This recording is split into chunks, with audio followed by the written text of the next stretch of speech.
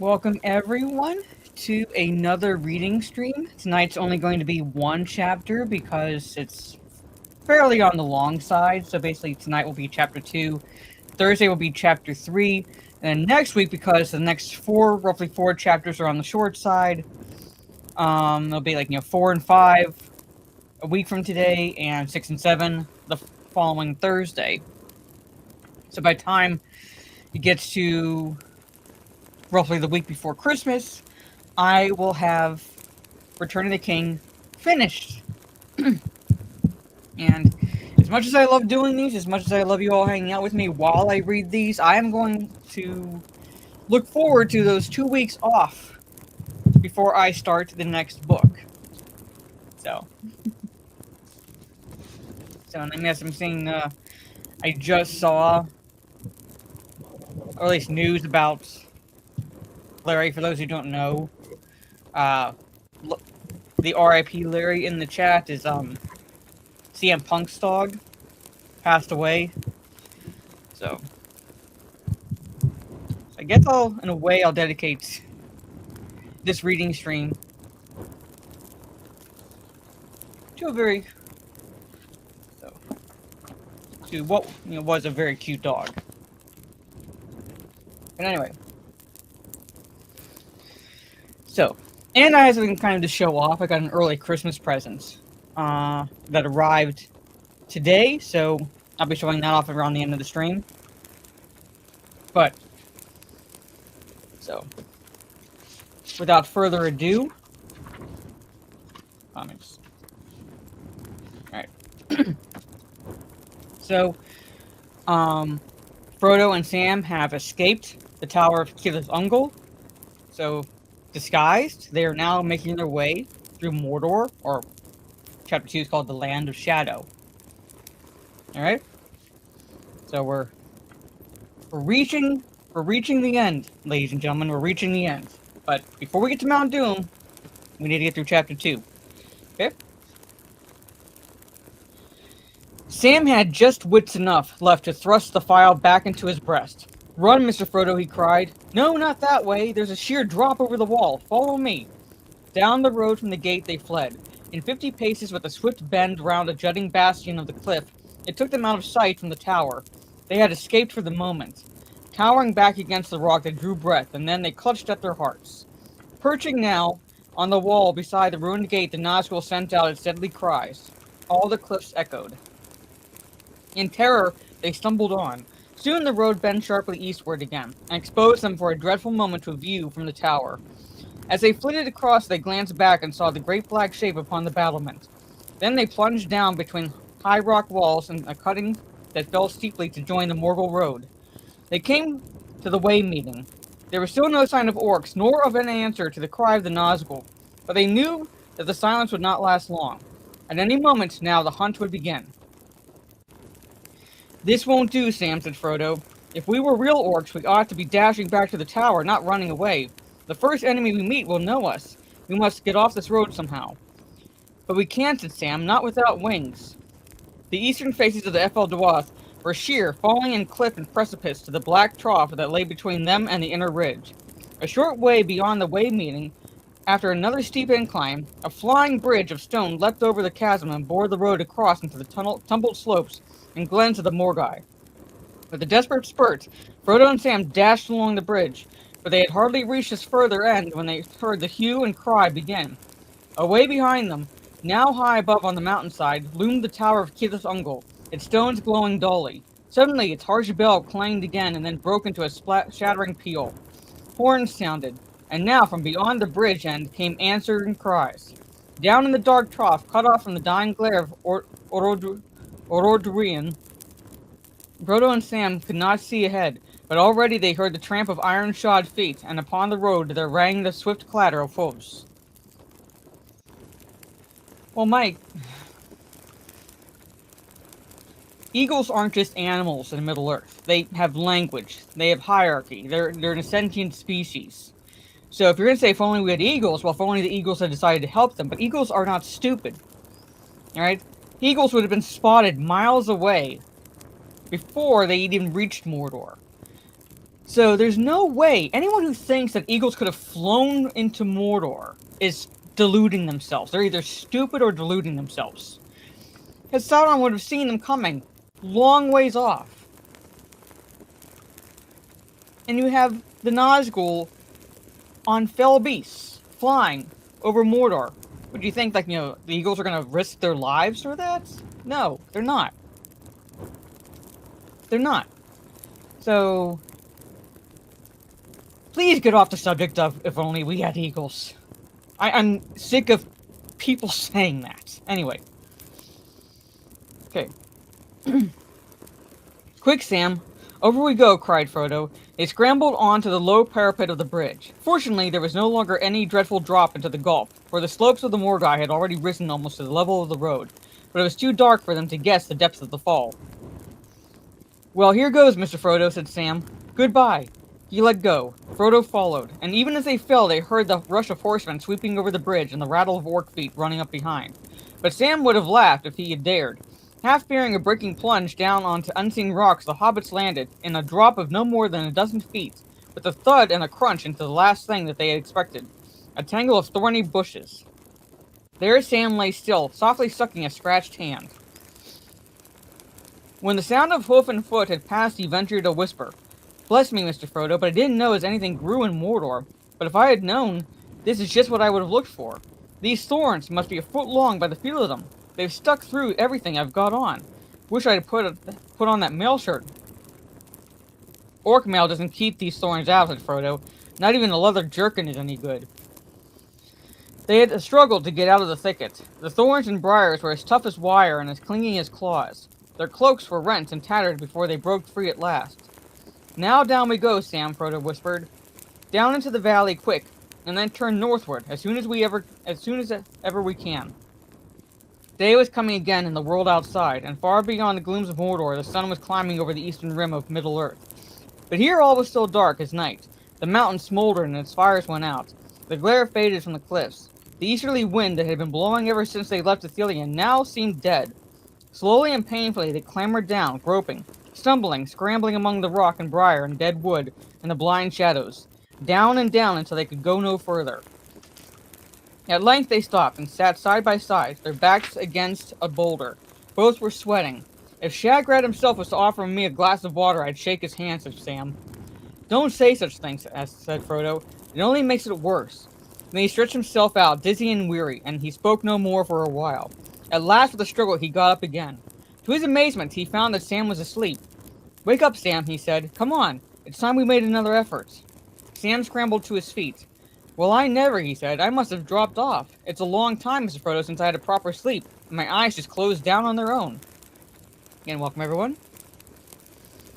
Frodo now led the way, northward, as near as he could guess, among the stones and boulders lying thick at the bottom of the great ravine. But presently he stopped again.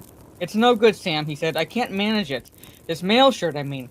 Not in my present state. Even my mithril coat seemed heavy when I was tired. This is far heavier. And what's the use of it? We shan't win through by fighting. But we may have something to do, said Sam, and there's knives and stray arrows. That Gollum isn't dead, for one thing. I don't like to think of you with naught but a bit of leather between you and a stab in the dark. Look here, Sam, dear lad, said Frodo. I am tired, weary. I haven't a hope left, but I have to go on trying to get to the mountain as long as I can move. The ring is enough. This extra weight is killing me. It must go, but I don't think I'm ungrateful. I hate to think of the foul work you must have had among the bodies to find it for me. Don't talk about it, Mr. Frodo, bless you. I'd carry you on my back if I could. Let it go, then.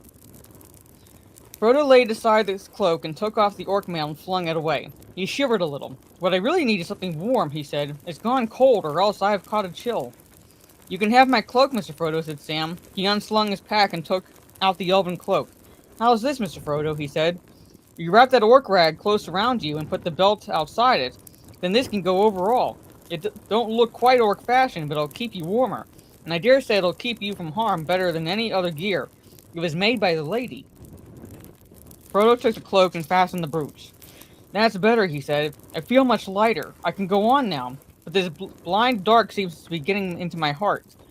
As I lay in prison, Sam, I tried to remember the Brandywine and Woody End and the water running through the mill at Hobbiton, but I can't see them now.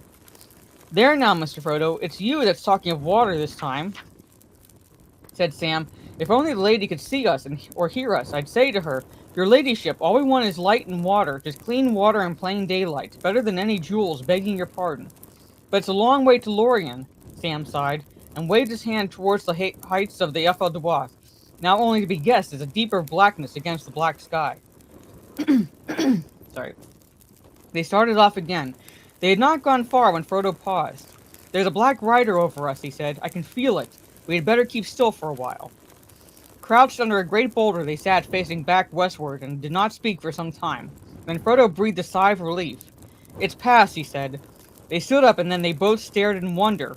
Away to their left, southward against the sky that was turning gray, the peaks and high ridges of the great range began to appear dark and black, visible shapes. Light was growing behind them. Slowly it crept towards the north. There was battle far above in the high spaces of the air. The billowing clouds of Mordor were being driven back, their edges tattering as a wind out of the living world came up and swept the fumes and smokes towards the dark land of their home. Under the lifting skirts of this dreary canopy, dim light leaked into Mordor, like pale morning through the grimed window of a prison. Look at it, Mr. Frodo, said Sam. Look at it. The wind's changed. Something's happening.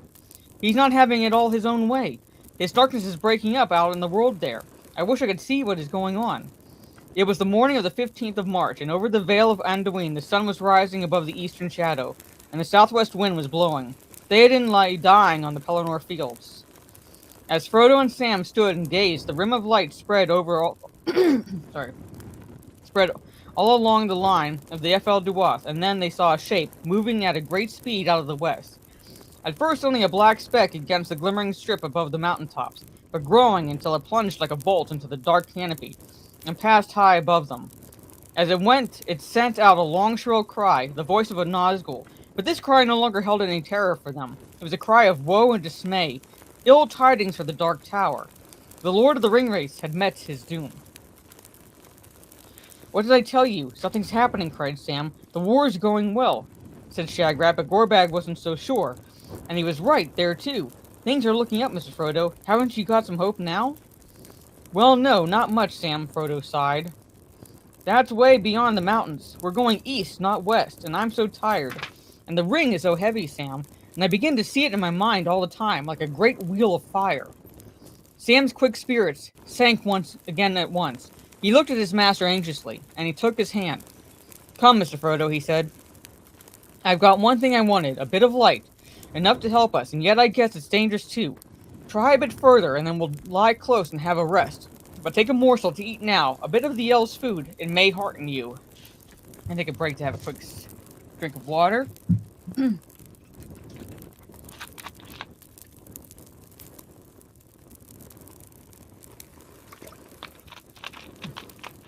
With the winter comes dry air. Welcome, everyone.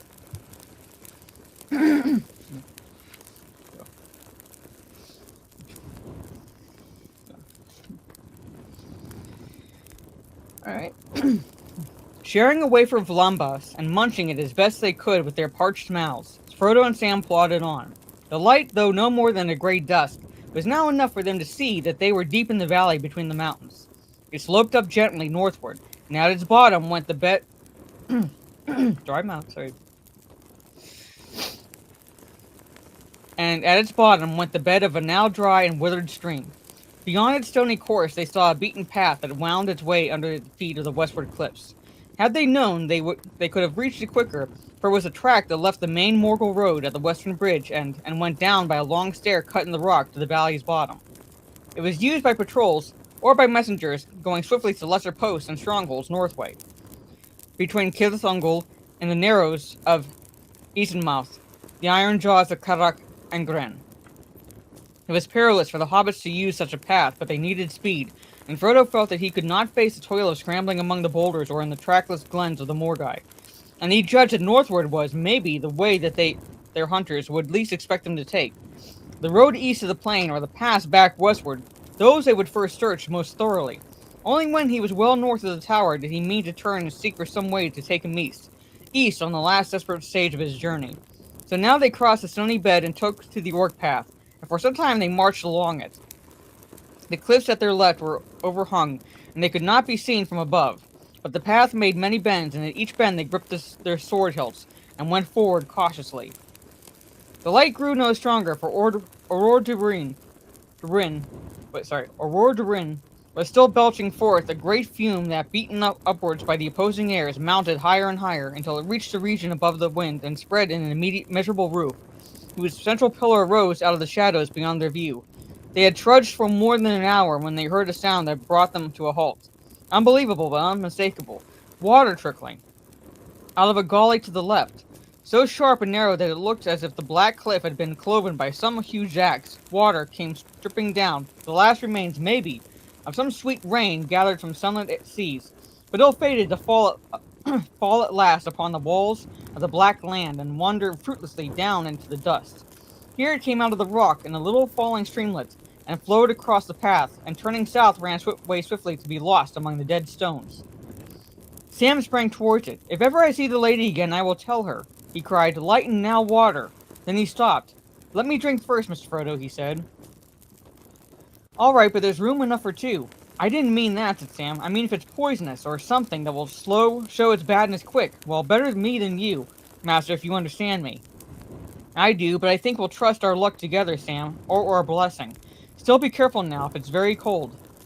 The water was cool, but not icy, and had an unpleasant taste, at once bitter and oily, or so they would have said at home. Here it seemed beyond all praise, and beyond fear or prudence. They drank their fill, and Sam replenished his water bottle.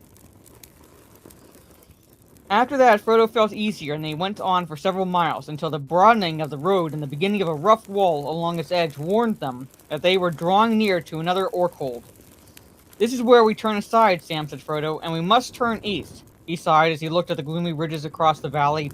"I have just about enough strength left to find some hole away up there. Then I must rest a little." The riverbed was now some way below the path. They scrambled down to it and began to cross it. To their surprise, they came upon dark pools fed by threads of water trickling down from some source higher up in the valley. Upon its outer marges, under the westward mountains, Mordor was a dying land, but it was not yet dead. And here things still grew, harsh, twisted, bitter, struggling for life. In the glens of the Morgai on the other side of the valley, low scrubby trees lurked and clung. Coarse gray grass tussocks fought with the stones, and withered mosses crawled on them, and everywhere great withering, tangled brambles sprawled. Some had long, stabbing thorns, some hooked barbs that wrenched like knives.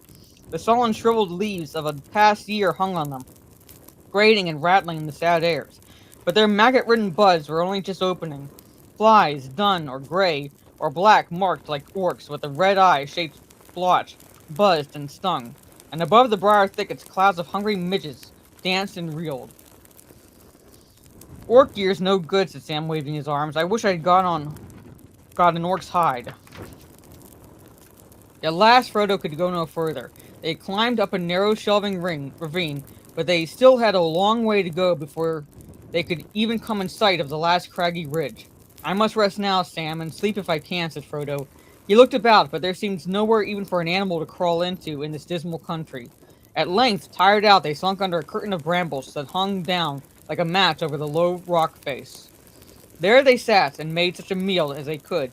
Keeping back the precious lambas for the evil days ahead, they ate the half of what remained in Sam's bag of Faramir's provision, some dried fruit and a small slip of cured meat, and they sipped some water. They had drunk again from the pools in the valley, but they were very thirsty again. There was a bitter tang in the air of Mordor that dried their mouth. When Sam thought of water, even his hopeful spirit quailed.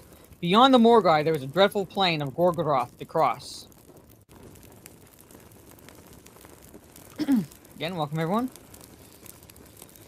"Now you go to sleep first, Mr. Frodo," he said. "It's getting dark again. I reckon this day is nearly over." Frodo sighed and was asleep almost before the words were spoken. Sam struggled with his own weariness, and he took Frodo's hand, and there he sat silent till deep night fell. Then at last, to keep himself awake, he crawled from the hiding place and looked out. The land seemed full of creaking and crackling and sly noises, but there was no sound of voice or of foot. Far above the Ephel Duath in the west, the night sky was still dim and pale.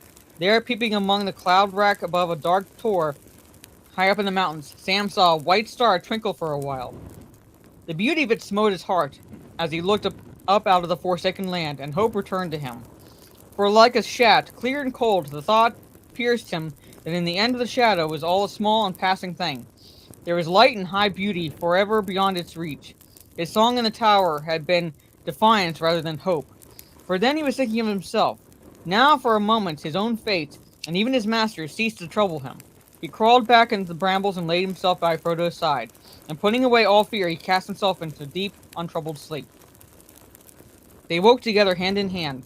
Sam was almost fresh, ready for another day, but Frodo sighed. The sleep had been uneasy, full of dreams of fire, and waking brought him no comfort. Still, his sleep had not been without all healing virtue. He was stronger, more able to bear his burden on one stage further.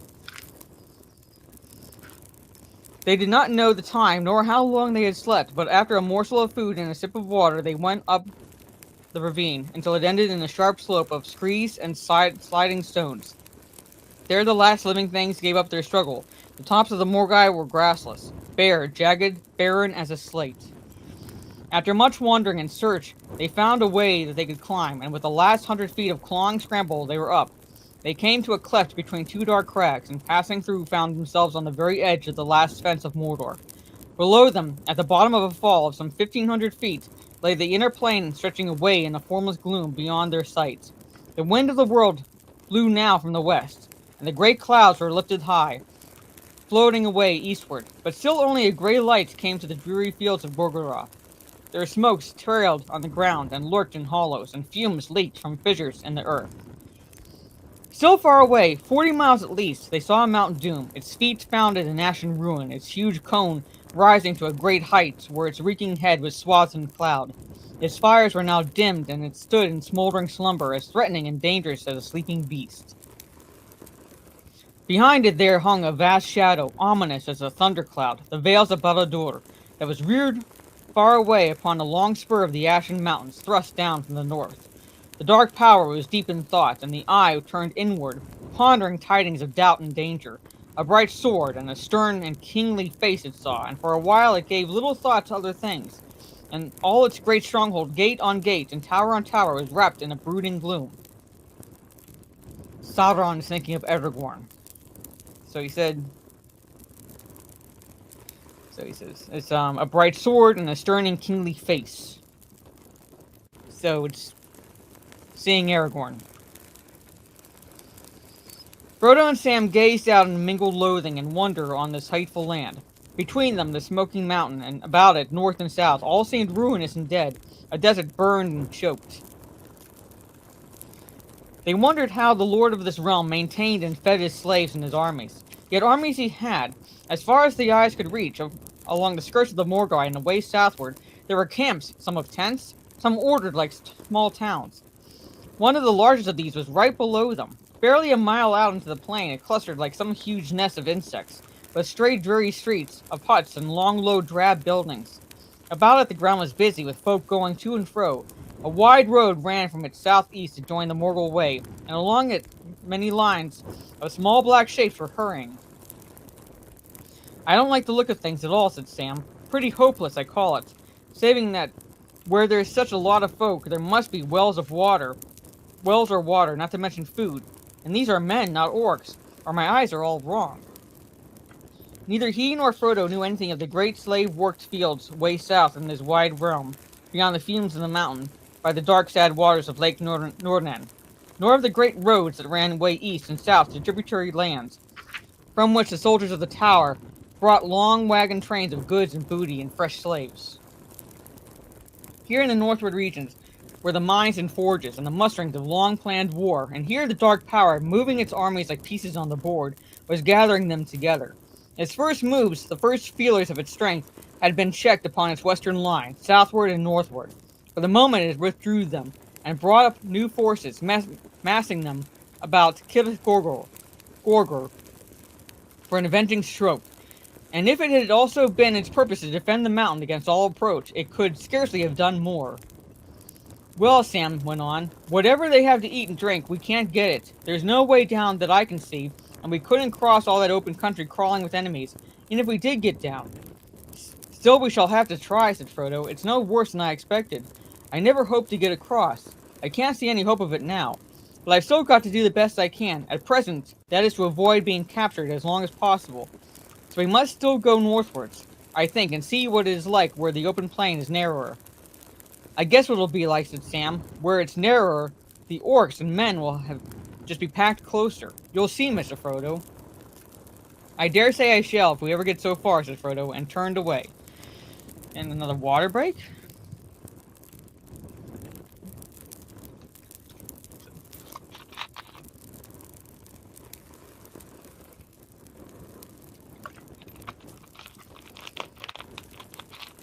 Again, colder air brings too dry to breathe. That and snow today, so I spent most of the day, well, a chunk of the day, shoveling our driveway.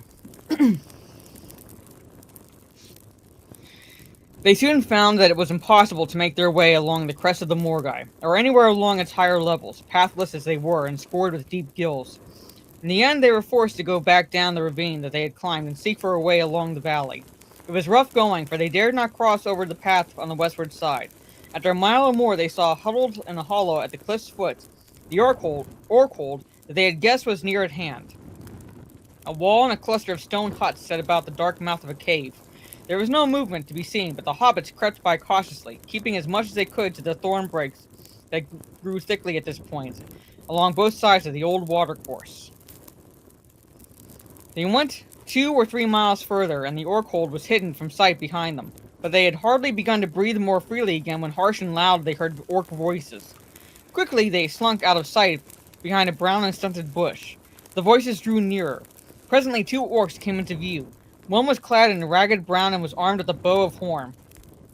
It was of a small breed, black-skinned, with wide and snuffling nostrils, evidently a tracker of some kind. The other was a big fighting orc, like those of Shagrat's company, bearing the token of the eye. He also had a bow at his back, and carried a short, broad-headed spear. As usual, they were quarreling, and being of different breeds, they used the common speech after their fashion.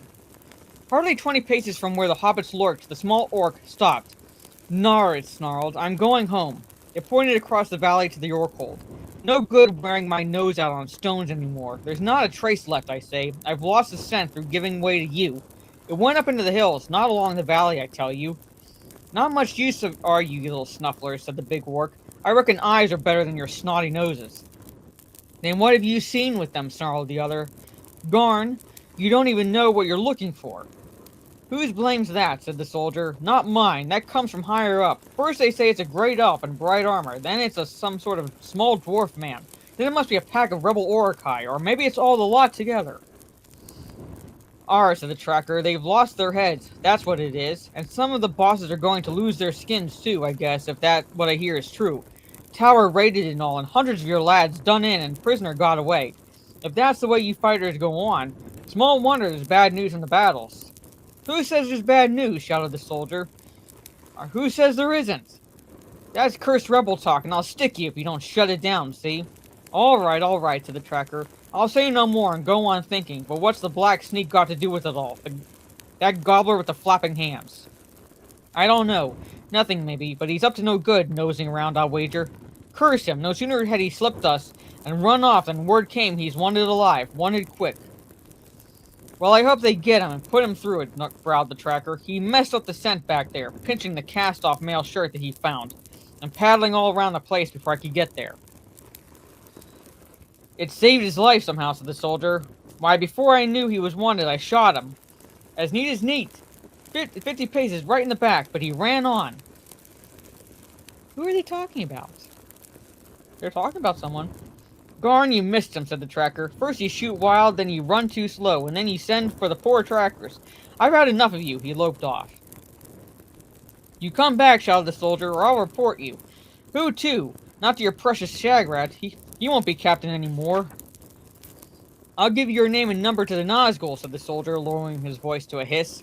"One of them's in charge of the tower now." The other halted, and his voice was full of fear and rage. "You cursed peaching sneak thief," he yelled. "You can't do your job, and you can't even stick by your own folk. Go to your filthy shriekers, and may they freeze the flesh off you, if the enemy doesn't get them first. They've done in number 1, I've heard, and I hope it's true. The big orc, spear in hand, leapt after him, but the tracker, springing behind a stone, put an arrow in his eye as he ran up, and he fell with a crash. The other ran off across the valley and disappeared. For a while the hobbit sat in silence. At length Sam stirred. "Well, I call that neat as neat," he said. "If this nice friendliness would spread about in Mordor, half our trouble would be over." "Quietly, Sam," Frodo whispered.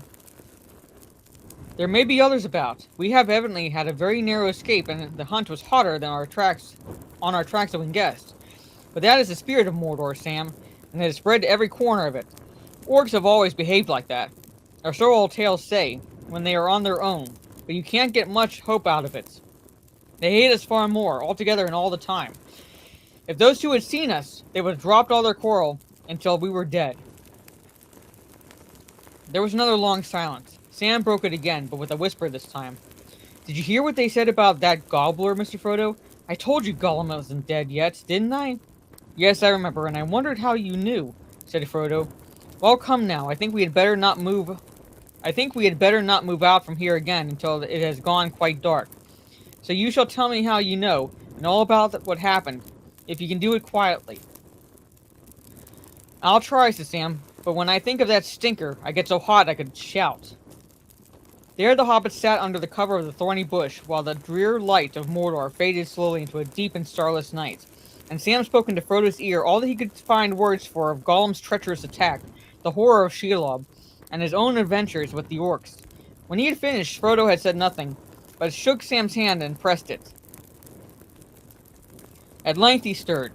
"Well, I suppose we must be going on again," he said. "I wonder how long it will be before we really are caught, and all the toiling and the slinking will be over, and in vain." He stood up. "It's dark, and we cannot use the lady's glass. Keep it safe for me, Sam. I have nowhere to keep it now, except in my hand, and I shall need both hands and the blind night. But sting I give to you.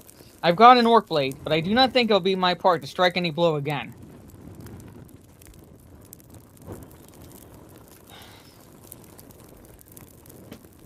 Dan, I have that Cammy cosplay all ready for whenever I get to, whenever I get down under and just, physically assault you on stream. Alright? Anyway, good to see you. It was difficult and dangerous moving in the night in the pathless land, but slowly and with much stumbling the two hobbits toiled on hour by hour northward along the eastern edge of the stony valley. When a gray light crept back over the western heights, long after day had opened in the lands beyond, they went into hiding again and slept a little, turn by turn. In his times of waking, Sam was busy with thoughts of food. At last, when Frodo roused himself and spoke of eating and making ready for yet another effort, he asked the question that was troubling him most. "Yes, Gravy." "Begging your pardon, Mr. Frodo," he said, "but have you any notion how far there is still to go?"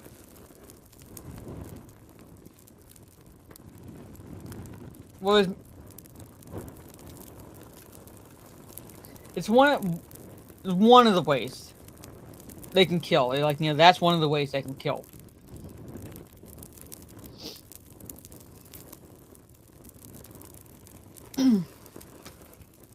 Anyway. They are making their way through the land of Shadow, Anthony. They're making their way through Mordor, land of Shadow, towards Mount Doom.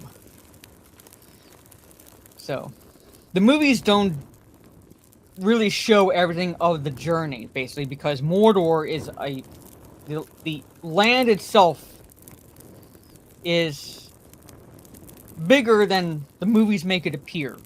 So it takes them days to cross.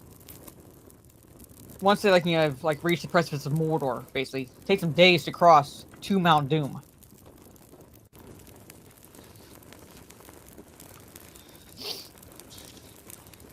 "No, not any clear notion, Sam," Frodo answered. "In Rivendell, before I set out, I was shown a map of Mordor that was made before the enemy came back here, but I only remember it vaguely. I remember clearest that there was a place in the north where the western range and the northern range send out spurs that nearly meet. That must be 20 leagues at least from the bridge backed by the tower. It might be a good point at which to cross. But of course, if we get there, we shall be further than we were from the mountain. 60 miles from it, I should think. I guess that we have gone about 12 leagues north from the bridge now. Even if all goes well, I could hardly reach the mountain in a week. I'm afraid, Sam, that the burden will get very heavy and I shall go still slower as we get nearer.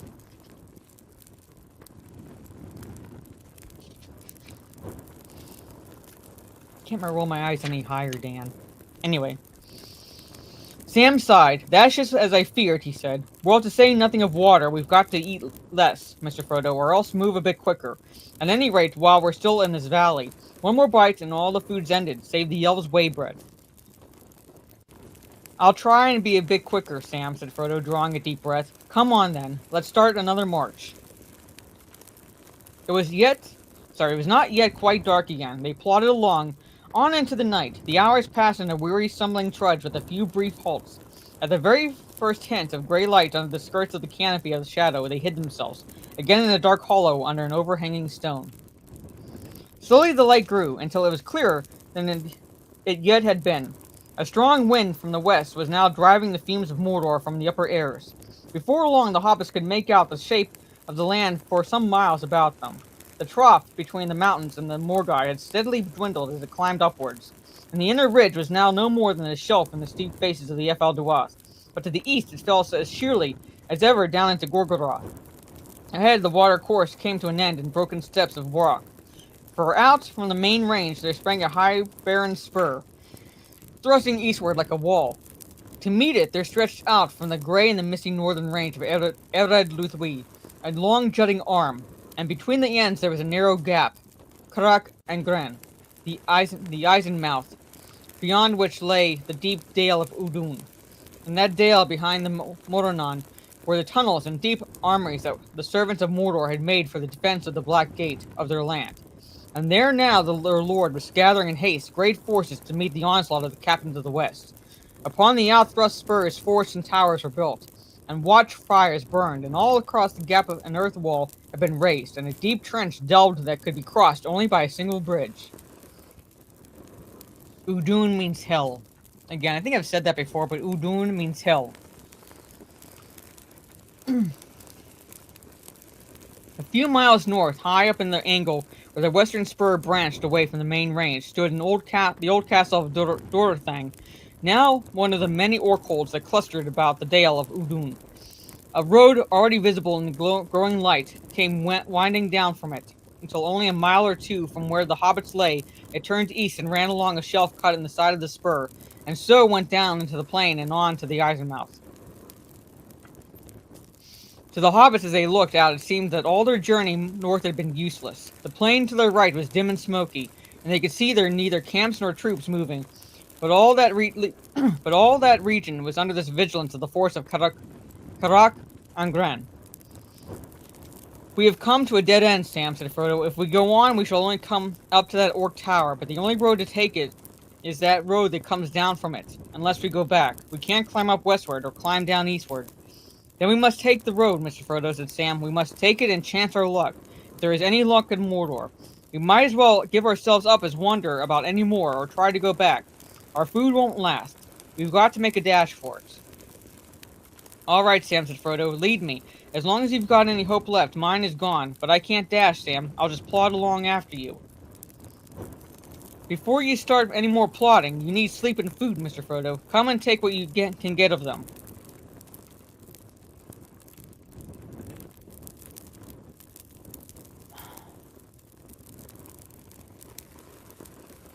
He gave Frodo water and an additional wafer of the way bread, and he made a pillow of his cloak for his master's head. Frodo was too weary to debate the matter, and Sam did not tell him that he had drunk the last drop of their water and eaten Sam's share of the food, as well as his own. When Frodo was asleep, Sam bent over him and listened to his breathing and scanned his face. It was lined and thin, and yet in sleep it looked content and unafraid. Well, here goes, master, Sam muttered to himself. I'll have to leave you for a bit and trust to luck. Water we must have, or we'll get no further. Sam crept out, and flitting from stone to stone with more than hobbit care, he went down to the watercourse and then followed it for some way as it climbed north, until he came to the rock steps where long ago, no doubt, its spring had come gushing down in a little waterfall. All now seemed dry and silent, but refusing to despair, Sam stooped and listened, and to his delight, he caught the sound of trickling. Clambering a few steps up, he found a tiny stream of dark water that came out from the hillside and filled a little bare pool, from which again it spilled and vanished then under the barren stones. Sam tasted the water, and it seemed good enough. Then he drank deeply, refilled the bottle, and turned to go back. At that moment he caught a glimpse of a black form or shadow flitting among the rocks, away near Frodo's hiding place. Fighting back a cry, he leapt down from the spring and ran, jumping from stone to stone. It was a weary creature, difficult to see, but Sam had little doubt about it.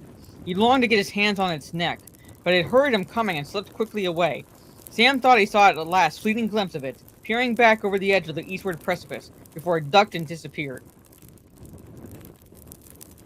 Well, luck did not let me down, muttered Sam, but that was a near thing. Isn't it enough to have orcs by the thousand without that stinking villain coming nosing around? I wish he had been shot. He sat down by Frodo and did not rouse him, but he did not dare to go to sleep himself. At last, when he felt his eyes closing and knew that his struggle to keep awake could not go on much longer, he wakened Frodo gently. Again, welcome everyone. That Gollum's about again, I'm afraid, Mr. Frodo, he said. Leastways, if it wasn't him, then there's two of him. I went away to find some water and spied him nosing around just as I turned back. I reckon it isn't safe for us both to sleep together, and begging your pardon, but I can't hold up my lids much longer. Bless you, Sam, said Frodo. Lie down and take your proper turn. But I'd rather have Gollum than orcs. At any rate, he won't give us away to them, not unless he's caught himself. But he might do a bit of robbery and murder on his own, growled Sam. Keep your eyes open, Mr. Frodo. There's a bottle full of water. Drink up. We can fill it again when we go on. With that, Sam plunged into sleep. Light was fading again when he woke. Frodo sat propped against the rock behind, but he had fallen asleep. The water bottle was empty. There was no sign of Gollum. Mordor dark had returned, and the watchfires on the heights burned fierce and red when the hobbits set out again on the most dangerous stage of all their journey. They went first to the little spring, and then climbed wearily up. They came to the road at the point where it swung east towards the Eisenmouth, 20 miles away. It was not a broad road, and it had no wall or parapet along the edge, and as it ran on the sheer drop from its brink, became deeper and deeper. The hobbits could hear no movement, and after listening for a while, they set off eastward at a steady pace. After doing some 12 miles, they halted. A short way back, the road had bent a little northward, and the stretch that they had passed over now screened from sight. This proved disastrous. They rested for some minutes and then went on, but they had not taken many steps when suddenly in the stillness of the night they heard the sound that all along they had secretly dreaded, the noise of marching feet. It was still some way behind them, but looking back they could see the twinkle of torches coming around the bend less than a mile away, and they were moving fast, too fast for Frodo to escape by flight along the road ahead. I feared it, Sam, said Frodo. We've trusted to luck and it has failed us. We're trapped. He looked wildly up at the frowning wall, where the road builders of old had cut the rock sheer for many fathoms above their heads. He ran to the other side and looked over the brink into a dark pit of gloom. We're trapped at last, he said. He sank to the ground beneath the wall of rock and bowed his head. Seems so, said Sam. Well, we can but wait and see. And with that, he sat down beside Frodo under the shadow of the cliff. They did not have long to wait. The orcs were going at a great pace. Those in the foremost files bore torches. On they came, red flames in the dark, swiftly growing. Sam, too, bowed his head, hoping that it would hide his face when the torches reached them, and he set their shields before their knees to hide their feet.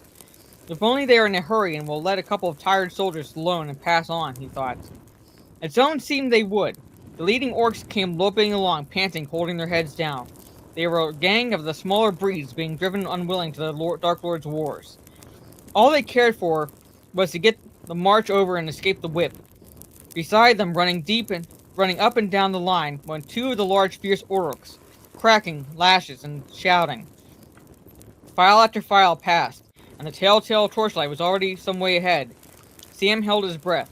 Now more than half of the line had gone by. Then suddenly one of the slave drivers spied two figures by the roadside.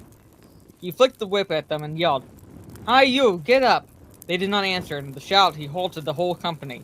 "Come on, you slugs!" he cried. "This is no time for slouching." He took a step towards them, and even in the gloom he recognized the devices on their shields. "Deserting, eh?" he snarled, "or thinking of it. All your folks should have been inside Odun before yesterday evening. You know that. Up you get and fall in, or I'll have your numbers and report you. They struggled to their feet, and keeping bent, limping like sore soldiers, they shuffled back towards the rear of the line. No, not at the rear, the slave driver shouted. 3 files up, and stay there. You'll know it when I come down the line. He sent his long whiplash cracking over their heads. Then, with another crack and a yell, he started the company off again at a brisk trot. It was hard enough for poor Sam, tired as he was, but for Frodo it was a torment, and soon a nightmare. He set his teeth and tried to stop his mind from thinking, and he struggled on. The stench of the sweating orcs about him was stifling, and he began to gasp with thirst. On and on they went, and he bent all his will to draw his breath and to make his legs keep going. And yet to what evil end he toiled and endured he did not dare to think. There was no hope of falling out unseen. Now and again the orc driver fell back and jeered at them. There now, he laughed, flicking at their legs. Where there's a whip, there's a will, my slugs. Hold up. I'll give you a nice freshener now. Only you'll get as much lash as your skins will carry when you come in late to your camp. Do you good. Don't you know we're at war?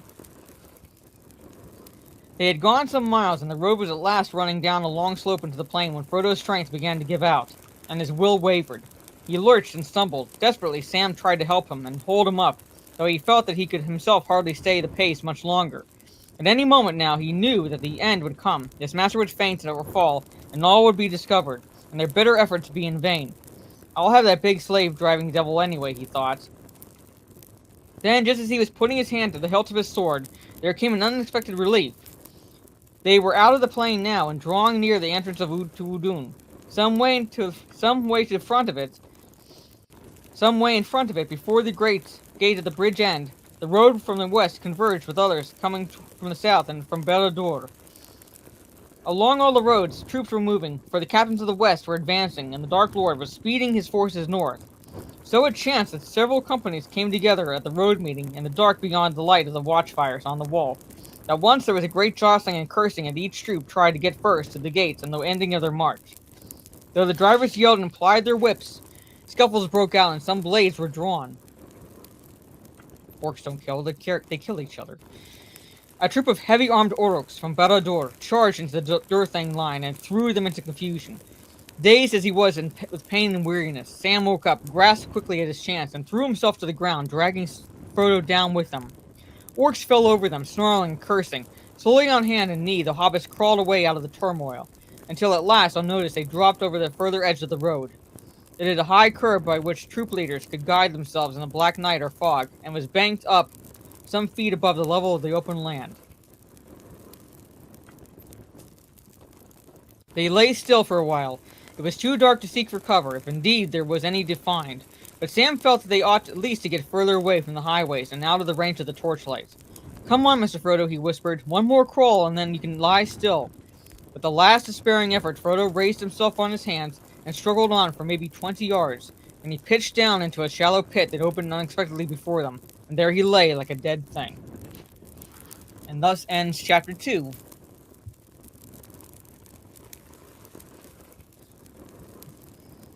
So they're making their way through Mordor. As Orc Lives Matter. And don't think I didn't see your comments, Dan.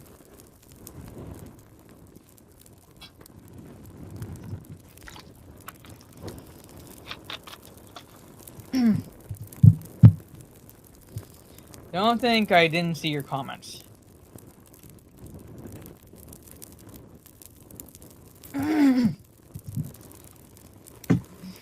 Anyway, thank you all for hanging out with me. Like I said, not that you, because most of you in the chat now are guys. But my early Christmas gift I'm liking because it's Lord of the Rings themed. And I appreciate it. I opened it today because I couldn't wait. So, because I'm a girl, I wear makeup as you can see. But the first thing I got was this lip treatment. Can't see, but this says Even Star. It's like a lip treatment, lip scrub, and mask. That's one. And this is a highlighter. So you highlights here, your face or whatever. Shut up, Dan. Alright? And it says, my precious. This is what the highlighter looks like. I'm a girl. That's what the highlighter case looks like. It's like a gold tone to it. This is the lip color I'm wearing tonight. The Rivendell lip set. So, it actually comes in these cases. See? This is the Rivendell one, so lip liner and gloss.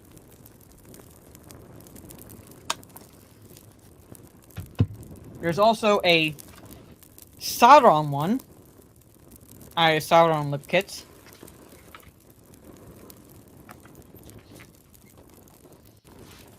And this is like, you can't see it easily, but it's like a changes so you see the eye depending on what angle you hold it. So his lip liner, this is actually lipstick. I love the shape of it. And a gloss for on top.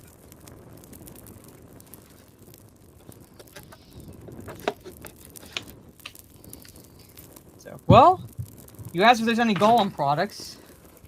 This is actually the eyeshadow palette. This is huge. I thought this was going to be smaller. But this is the eyeshadow palette that I'm wearing to some of the colors. A lot bigger than I thought it was going to be. But it's so beautiful, but it's like really pretty. You got, like, this is the inside. This is the palette itself. Didn't think it would be that big. That's what she said. So, let me set this over here. And here's the case.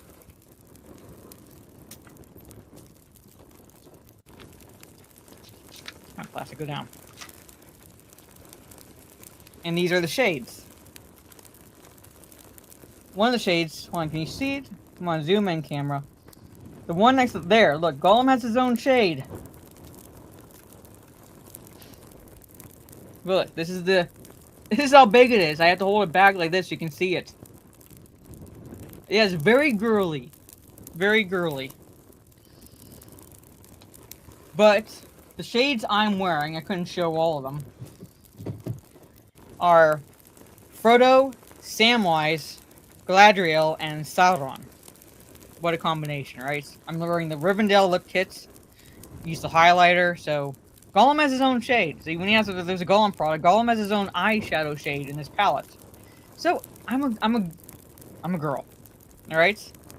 And it's like finally I found a makeup company that has a deal with, you know, Lord of the Rings. Because every other IP I would find makeup collaborations with, but not Lord of the Rings until this brand. So I got as an early Christmas present. I'm going to be wearing the makeup moving forward, and for at least for the reading streams until we finish Return of the King, I'm going to be wearing like the eyeshadow shades, Frodo and Samwise, at least. So yeah. Anyway, so yeah, I'm a girl, I'm a nerd. I'm a girl, I'm a nerd. 2, I'm a tomboy. Anyway, I just want to show you all that. So, again, most of you guys, you don't care, but I like it. It's my early Christmas present. So, and I'll be wearing those shades for at least the reading streams. On that note, ladies and gentlemen, well, fingers crossed, Dan. Fingers crossed. Anyway, on that note, ladies and gentlemen, have a good rest of your day or evening, wherever you are in the world. And again, I keep saying this, but I am going to be doing gaming streams, and I should be playing Borderlands tomorrow.